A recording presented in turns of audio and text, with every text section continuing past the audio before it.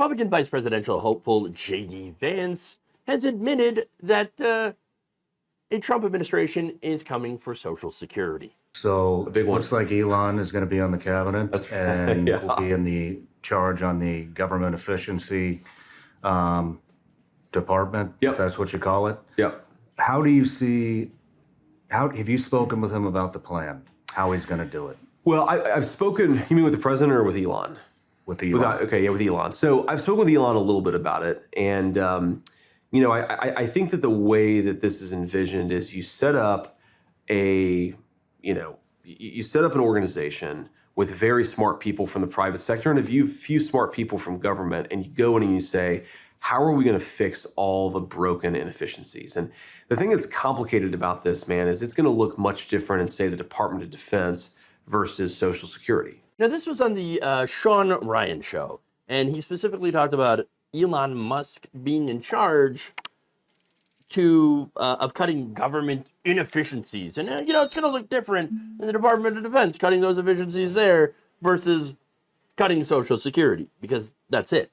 Now, inefficiencies, by the way, is rich people terms, meaning anything that helps poor people, okay? So let's be fair. Anything that helps a poor person is an inefficiency, all right? Because they want the wealth to go to the very rich, all right?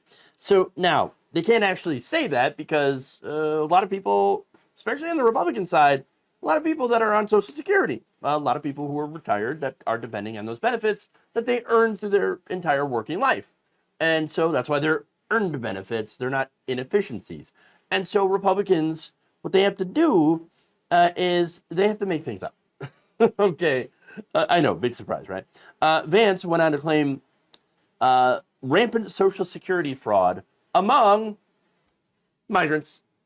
Because, of course, right? Everything comes, it's the migrants. Oh, yes, immigrants. That's what's going on. That's who's doing the fraud. No, there is no fraud.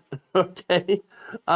In fact, in July, it's probably what he's basing this on. There's a Facebook post that falsely claimed that undocumented immigrants are getting Social Security cards and that they're able to draw on benefits somehow, even though they're not. Now, if they had Social Security cards, by the way, well, then they wouldn't be undocumented. It would be documented. So, but in reality, of course, only non-citizens who are authorized to work in the country by the DHS are eligible to obtain a Social Security card. And that doesn't mean that you're going to get benefits, but you do pay into it. And in fact, anybody who works, whether you're documented or not, ends up paying into Social Security, okay? Because it's a payroll tax. Now, the same post also asserts the 2024 presidential election, and this echoes Donald Trump, what he's been saying, it will be the most rigged election in history. How? Oh, once again, they can just point at migrants and then say, migrants, and it causes a Pavlovian reaction in the conservative brain, which instantly causes them to crap themselves with fear. That's really it. Okay, but here's the thing, though. The reality is, having a Social Security card doesn't mean that you can legally vote. There are some non-citizens who are here legally that are allowed to vote in some local elections in a very small number of places, but not in federal elections, okay? So all this is a lie. And they're not lying just to lie, of course. No. What they want to do ultimately is to use these lies in order to go after people's earned benefits. And one of the ways, by the way, that they're doing this, they actually want to deport legal immigrants, people who are authorized legally to work and live in the United States. In fact, according to the New American Economy, undocumented immigrants contributed about $13 billion into the Social Security Fund in 2016 and $3 billion to Medicare. If you get rid of them, which Trump wants to do, oh, look, suddenly there's less money going into the Social Security Trust Fund, and then they have an excuse to cut benefits. That's it. In another section of the interview, when Vance was asked what programs he would target first himself, he also cited welfare programs and Section 8 housing, which would, of course, send millions of people back into poverty. Again, that's the point. It's about cruelty, all right? Ultimately, what J.D. Vance and Donald Trump are about is about being cruel to poor people, all right? While funneling more money to themselves and their benefactors like Peter Thiel. right? Not only that, but J.D. Vance himself had supported cuts to Social Security a long time ago. April 2011, writing as J.D. Hamill, Vance voiced support for Paul Ryan's budget plan and proposed cuts to Social Security and Medicare, because they've been going after it ever since the program was started.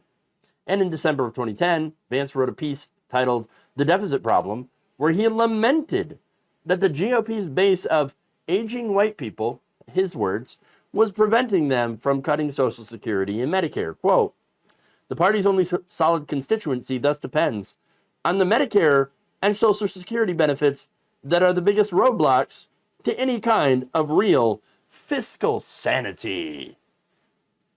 Yeah. So, look, here's the thing, though, right? There is an issue with the trust fund, okay? It will not be able to pay out the majority, I should say it will still be able to pay out the majority of benefits, about 80% after 2033. So, now that said, if you lift the $168,600 cap on taxable earnings, you can fund Social Security forever. Rich people, it takes them about 2 months for millionaires to hit that cap. They stopped paying it in March of this year. Have them pay in, remove the cap, have them pay in all year long. It's not like they're going to miss the money. They're super rich. And you make sure that people can still retire with dignity. But instead, Republicans like J.D. Vance, again, they betray their real intentions, their real plans, by trying to, lie about this so that they can make you retire later. Or preferably have you die before you even get to that point, before you start to collect it. And eventually, they do want to privatize it and hand over the fund to for-profit corporations who will probably, use it to gamble on the stock market or something. I mean, as long as it's money that goes to them and not to you, that's what they're concerned with. Either way, it'll be a disaster for anybody who depends on that income to survive. But once again, we're dealing with sociopaths.